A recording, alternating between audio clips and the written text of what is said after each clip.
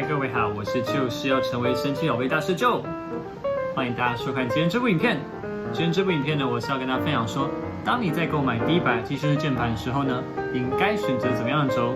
现在市面上你可以买到机械轴，其实已经超过上百款了，但是就是因为这么多选择，常让新手们不知道该从何下手。不过呢，其实这么多轴呢，大致上可以分为3类。第一类就是我们所谓的有声段落轴，就是大家所熟知的轻轴。再来就是线性轴，就是你可能听过的樱桃红轴。最后一个呢就是无声段落轴，就是樱桃公司出的那个插轴的类型。好，其实你就可以把它想象成是当你在成为神奇宝贝大师一开始的时候，你会选择御三家有那个小火龙啊、妙蛙种子啊跟杰尼龟，以开启你的神奇宝贝大师之路。对，接下来我们就分别对这3个轴做细部的介绍吧。第一种就是所谓的有声段落轴。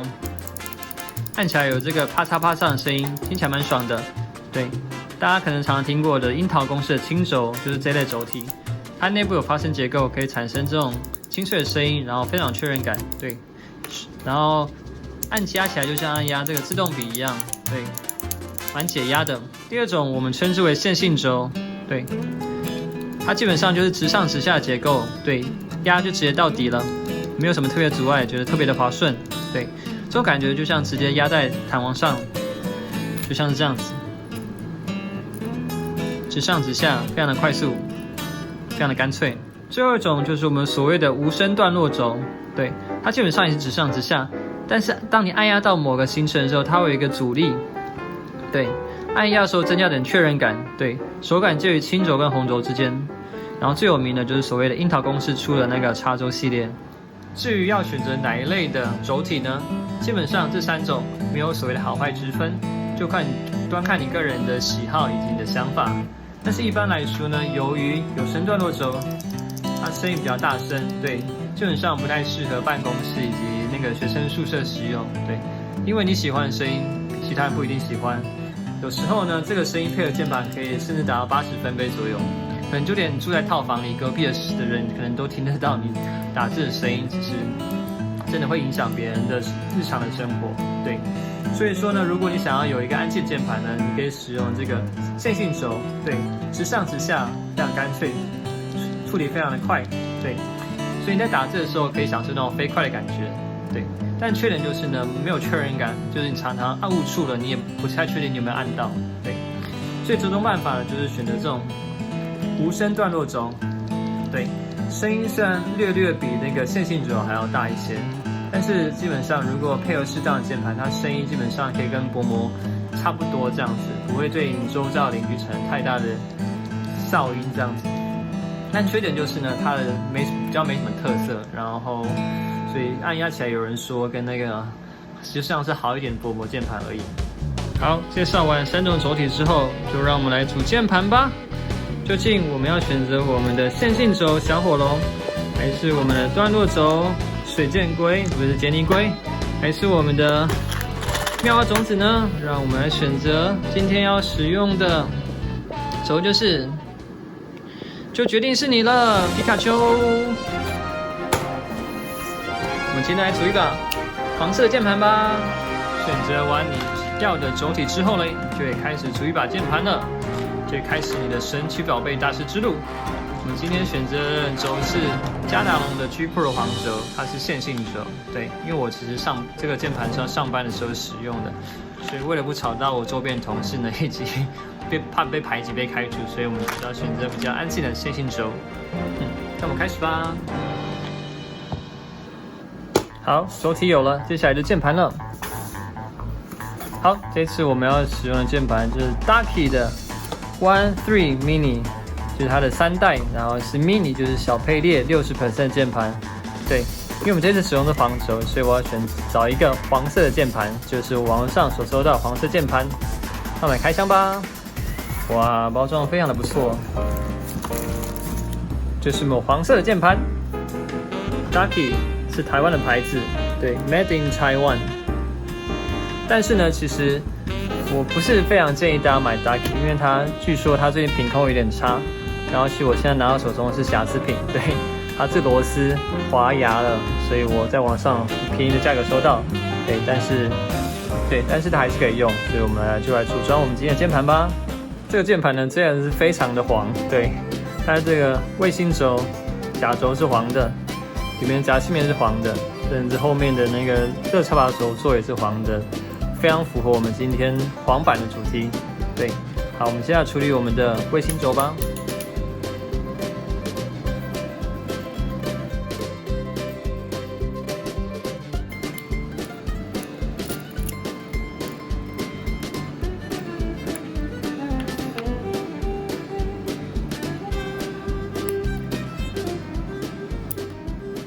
下一步，我们来装我们的轴喽。好，我们来施点小魔法。好，轴都上完了。好，接下来我们进行第一个改装。第一个就是 Tape Mod， 就是在这个 PCB 板上后面贴上几层胶带，让声音更加集中，更加的厚实，这样更加好听。开始吧。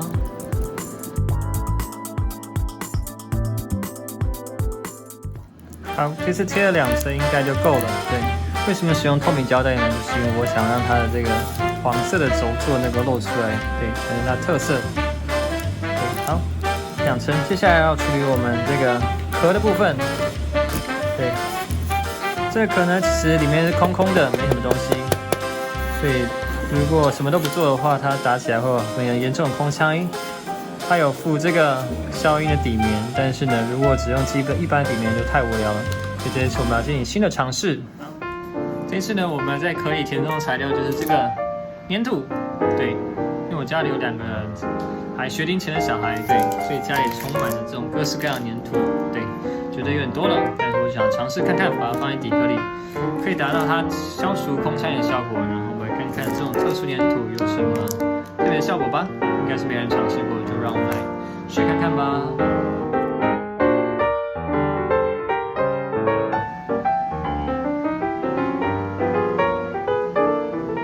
看，宝贝球，把它放进去。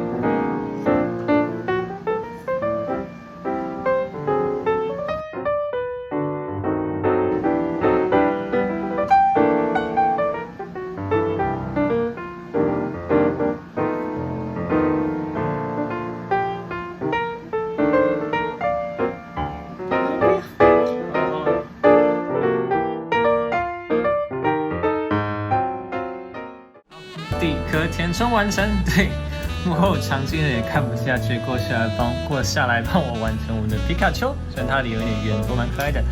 至少2圆球都是我亲手做的啊，虽然待会就看不到了，所以给大家看皮卡丘最后一面。接下来我们就把键盘组起来，有这些东西之后就把底壳能够填满，减少它的空腔音产生，而且看起来很可爱吧。好，在装上键盘之前，我们还有一件事情要做。如我一开始所说呢，这键盘其实是瑕疵品。对，这边这个装螺丝的地方，其实左边2颗都滑牙了，所以我干脆一不做二不休，把这个固定住都把它截了一段。对，我想要用 O-ring 把它取代掉，对，然后达到更好的缓冲效果。对，用 O-ring 夹在这个 PCB 跟这个壳中间，能够提升缓冲的效果，让声音更加的好听，然后增加一点软弹。虽然说就可能就没办法锁上去了，不过它本来就已经坏了，所以反正没差。好，我们来进行我们的 O-ring 码吧。4个小的固定完成之后，我们就可以把它放上去。对，待会皮卡丘要被压扁喽，应该还好了。里面这边应该是可以绕得上去。好，接下来上我们的键帽吧，它原厂有附一份，我们现在上去看一下效果怎么样。好，这是原厂键帽，对，整个键盘变得超级黄的，对。然后这个空白键我不是很喜欢，然后这个颜色，它这个是 OEM 高度的，所以没有很喜欢。好吧，我们把它换掉吧。好，全新到货的键帽，让我们来看看这次买的键帽长什么样子吧。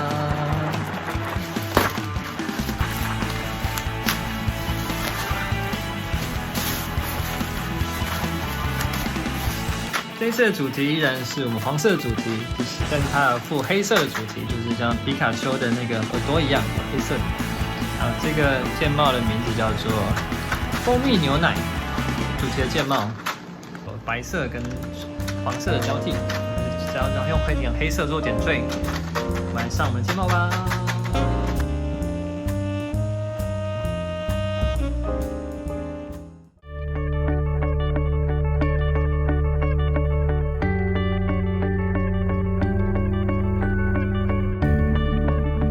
这次我们打造了皮卡丘主题键盘，完成。把原本的全部是黄色的键帽换成这次黑白点缀的键盘，对，终于从我们的可达鸭变成我们的皮卡丘了，对，非常成功。然后这个键盘、这个键帽的声音就得到非常大的提升，经过几个调整之后，对，然后这个键帽虽然便宜，但它的高度是 XDA 的，然后它材质很厚。所以打起来声音变得非常好听，那个声音跟手感得到更大的程度的提升。对，接下来我们来听听看它打字音吧。好，让我们来听它打字音吧。不过在听之前，让我们先插上皮卡丘的尾巴，接上电源。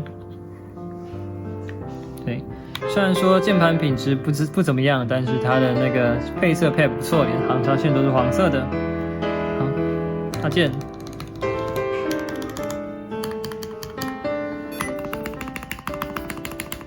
好，大件改造之后获得非常大的提升，对 ，RGB 也还不错，对，就是这些外观上还不错。虽然说键盘品质真的是还有需要蛮大的加强。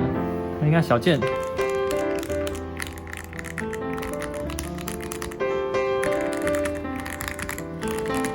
好，经过 Orange 缓冲之后，声音变得非常的比较好听一点，比较没那么脆，没那么稀落，而且后面有那个 Tema， 就声音还相当不错。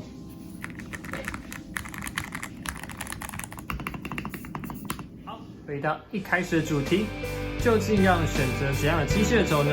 其实端看个人的需求以及个人的喜好。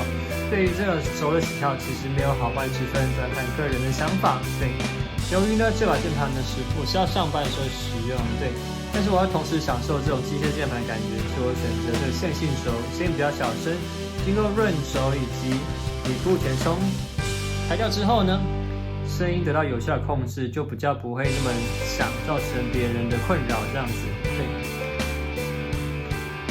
那这次所使用键盘呢，因为我们使用的是 G Pro 黄轴，我就想说去收一个黄色键盘，就买这个二手的 Ducky， 虽然有些瑕疵呢，对，但是经过改造之后，替换键帽跟轴，让整个键盘质感得到非常大的提升。对，基本上 Ducky 的这个 One 3 Mini 我其实不是很建议大家去购买，除非你真的很喜欢它那本身键帽的颜色跟它的原本的机械轴，对，不然的话你买来的话，我建议还是要把轴跟键帽换掉。但其实如果你要额外换掉个轴跟键帽，又是额外的开销，所以基本上还是不太建议大家购买，除非你真的很喜欢它本身的外形。对，但是如果说你已经影片看到这边了，仍然不知道要怎么样选适合你的机械轴的话，也欢迎在影片下方留言分享你的想法。对，因为呢，其实轴没有拿到手上亲自试打的话，其实很难真正感受到它的手感跟声音。就像网络上看很多影片，其实跟拿到手的时候还是有差异的话，所以非常欢迎大家在影片下面留言。好，今天影片到这边，我就是要成为键盘大师舅，我们下部影片再见喽，拜拜。